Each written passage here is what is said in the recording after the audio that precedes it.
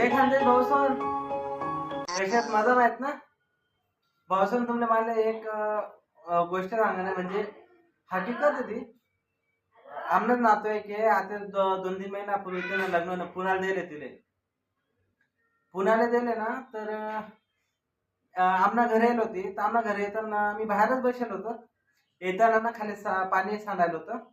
तर पाणी सांडायला तर ती मला पाय भरी घ्या तर पाय भरण्याचं कसं म्हणत होती कशी म्हणायची माहितीये का बापरे सी किती घाण आहे इथं